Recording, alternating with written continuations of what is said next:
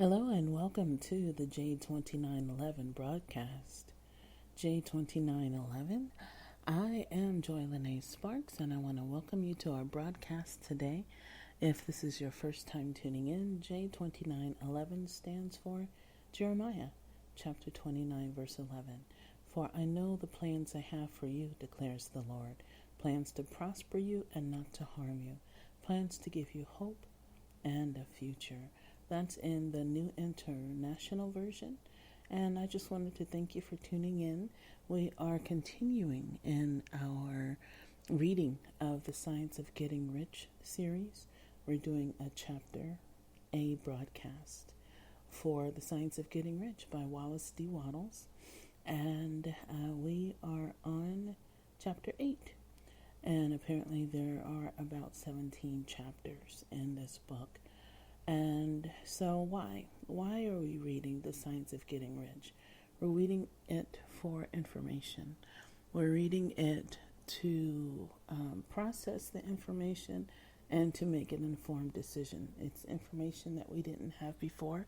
I am on this primary voyage with you, so to speak, meaning I've never read the book completely from beginning to end before. And this time when I started to read it again, I thought, you know what, why not take you guys on the journey with me? So we'll about get started here. I did want to go over a couple of things, and especially for our newer audience members. Science of Getting Rich, The Science of Getting Rich was written in 1910 by Wallace D. Wattles. Or actually, I should say was published in 1910. And, of course, the lingo is different. And there's a different type of language patterning to the Science of Getting Rich. There are certain words that he does capitalize, meaning the first letter of the word is capitalized. And so when I run across those words, I try to pause just a little bit before so you guys will get a hint that this is a word that he has, for some reason, brought emphasis to, whatever his reasoning is for it. So we have in this chapter, mental attitude of ownership, whole desire, formless substance, and the word supreme. And I just wanted to bring these words to your attention so that when I am reading it through, it'll kind of jigger in your memory. Oh, that's what she was talking about. And when I just read it here and now, it doesn't sound like much. But when you put it all together and within its actual reading, then it begins to make sense. So here we are, Chapter 8, The Science of Getting Rich. Thinking in the certain way. Turn back to chapter 7 and read again the story of the man who formed a mental image of his house, and you will get a fair idea of the initial step toward getting rich. You must form a clear and definite mental picture of what you want. You cannot transmit an idea unless you have it yourself. You must have it before you can give it. And many people fail to impress thinking substance because they have themselves only a vague and misty concept of the things they want to do, to have, or to become. It is not enough that you should have a general desire for wealth to do good with. Everybody has that desire. It is not enough that you should have a wish to travel, see things, live more, etc. Everybody has those desires also. If you were going to send a wireless message to a friend, you would not send the letters of the alphabet in their order and let him construct the message for himself, nor would you take words at random from the dictionary. You would send a coherent sentence, one which meant something. When you try to impress your wants upon substance, remember that it must be done by a coherent statement. You must know what you want and be definite. You can never get rich or start the creative power into action by sending out unformed longings and vague desires. Go over your desires just as the man I have described went over his house. See just what you want and get a clear mental picture of it as you wish it to look when you get it. That clear mental picture you must have continually in mind, as the sailor has in mind the port toward which he is sailing the ship. You must keep your face toward it all the time. You must no more lose sight of it than the steersman loses sight of the compass. It is not necessary to take exercises in concentration, nor to set apart special times for prayer and affirmation, nor to go into the silence, nor to do occult stunts of any kind. These things are well enough, but all you need is to know what you want, and to want it badly enough so that it will stay in your thoughts. Spend as much of your leisure time as you can in contemplating your picture. But no one needs to take exercises to concentrate his mind on a thing which he really wants. It is the things you do not really care about which require effort to fix your attention upon them. And unless you really want to get rich, so that the desire is strong enough to hold your thoughts directed to the purpose as the magnetic pole holds the needle of the compass, it will hardly be worthwhile for you to try to carry out the instructions given in this book. The methods herein set forth are for people whose desire for riches is strong enough to overcome mental laziness and the love of ease and make them work. The more clear and definite you make your picture, then, and the more you dwell upon it, bringing out all its delightful details, the stronger your desire will be, and the stronger your desire, the easier it will be to hold your mind fixed upon the picture of what you want. Something more is necessary, however, than merely to see the picture clearly. If that is all you do, you are only a dreamer and will have little or no power for accomplishment.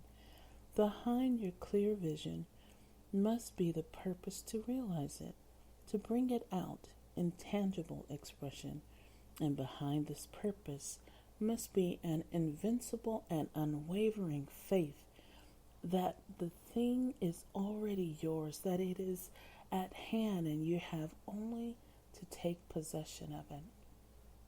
Live in the new house mentally until it takes form around you physically.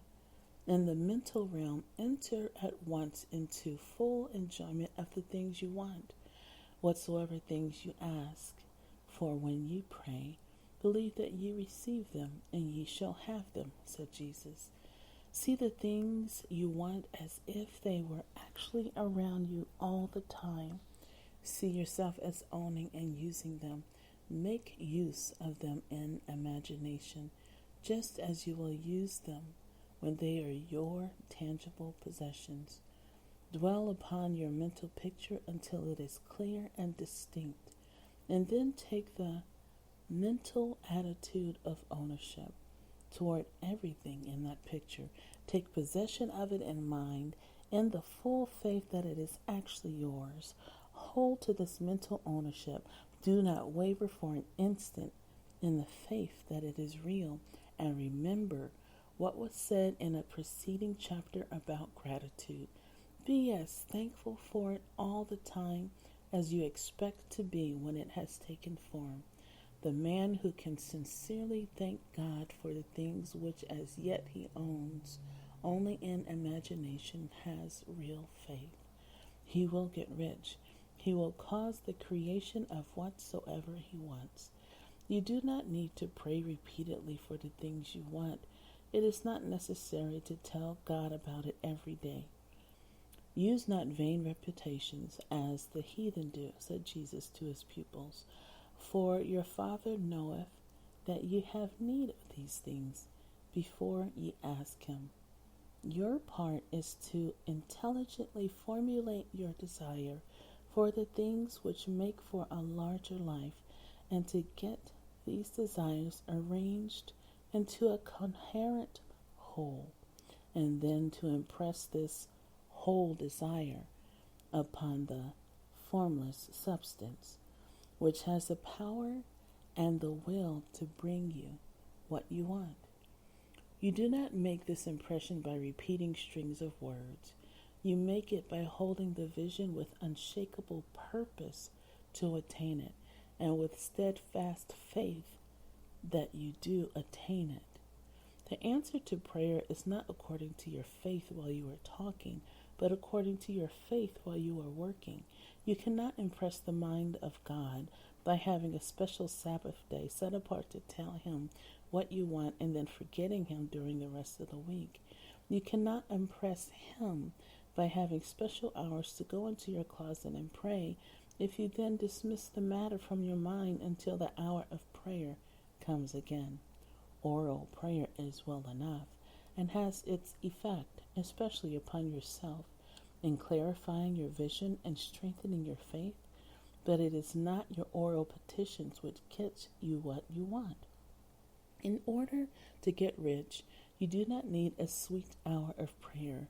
You need to pray without ceasing. And by prayer, I mean holding steadily to your vision with the purpose to cause its creation into solid form and the faith that you are doing so. Believe that ye receive them.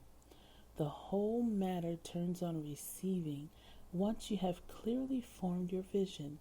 When you have formed it, it is well to make an oral statement addressing the supreme and reverent prayer.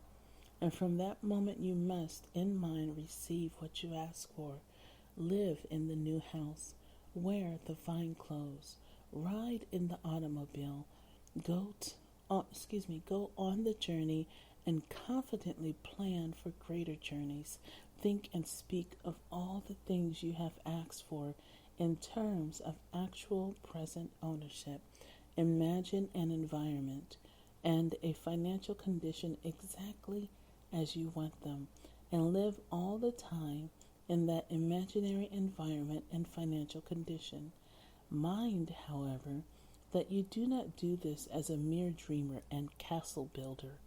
Hold to the faith that the imaginary is being realized, and to the purpose to realize it.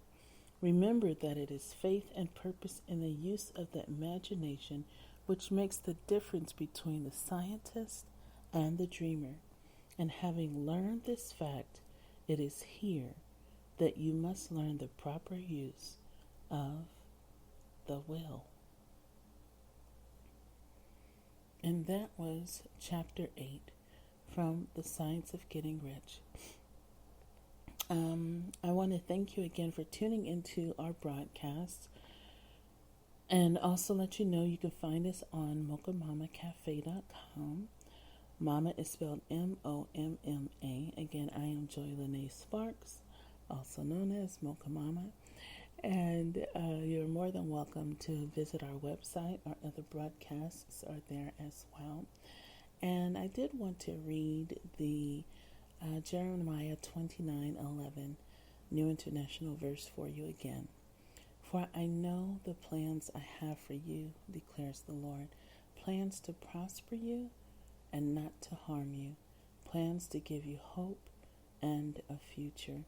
And it's our purpose at this time to provide you with the information. And like I said, in reading through The Science of Getting Rich, you don't want to make a decision based on one portion. You want to make a decision based on the whole information, the totality, and the completion of that information. And so thank you again. This has been brought to you by Mocha Momma Cafe and is a JLS production. You have an awesome day, and God bless.